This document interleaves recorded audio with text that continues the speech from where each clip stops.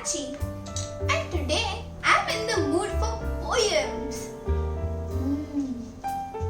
Does anyone else feel like that?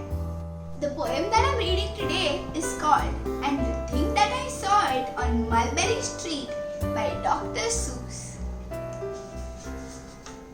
When I leave home to walk to school, Dad always says to me, "Marco, keep your eyelids open and see what you can see." But when I tell him where I've been and what I think I've seen, he looks at me and sternly says, "Your eyesight's much too keen. Stop telling such outlandish tales. Stop turning minnows into whales. Now what can I say when I get home today?" All the long way to school and all the way back, I've looked and looked, and I've kept careful track. But all that I noticed except my own feet was a horse and a wagon on Mulberry Street. There's nothing to tell of that won't do, of course. Just a broken down wagon that's drawn by a horse. That can't be my story, that's only a start. I'll say that a zebra was pulling that cart. And that is a story that no one can beat when I say that I saw it on Mulberry Street. Yes, the zebra is fine, but I think it's a shame. Such a marvelous beast with a cart that's so tame. The story would really be better to hear if the driver I said was a charioteer, a golden blue chariot, something to meet, rumbling like thunder down Mulberry Street. No, it won't do at all. This zebra's too small. A reindeer is better. He's fast and he's fleet and he'd look mighty smart on old Mulberry Street. Hold on a minute. There's something wrong. A reindeer hates the way it feels to pull a thing that runs on wheels. He'd be much happier instead if he could pull a fancy sled. A reindeer and a sleigh. Say anyone could think of that. Jack or Fred or Joe or Nat. Say even Jane could think of that. But it isn't too late to make one little change. A sleigh and an elephant. There's something strange. I'll pick one with plenty of power and size. A blue one with plenty of fun in his eyes. And then, just to give him a little more tone, have a Raja with rubies perched high on a throne. See, that makes a story that no one can beat when I say that I saw it on Mulberry Street. But now I don't know. It still doesn't seem right.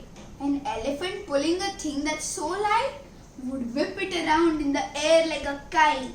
But he looks simply grand with a great big brass band. A band that's so good that should have someone to hear it. But it's going so fast that it's hard to keep near it.